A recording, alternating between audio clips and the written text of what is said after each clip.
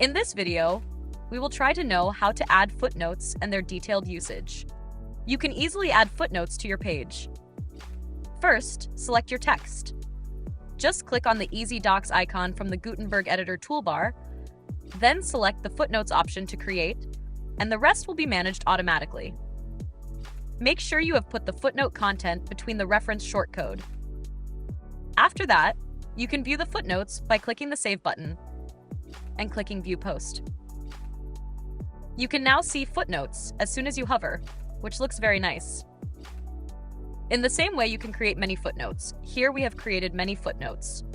You can see the information of the one you hover over, and when you click, you can see all the information of the footnotes below.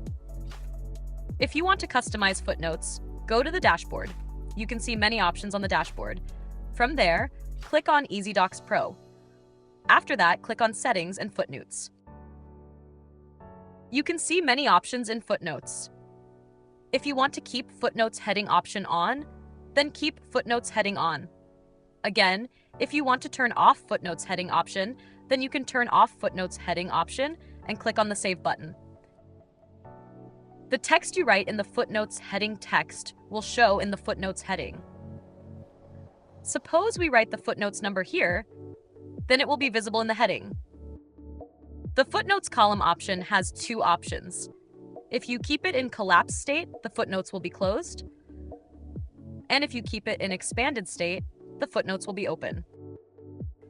In the Footnotes column, you can place footnotes in different columns. Here, column 1 is given.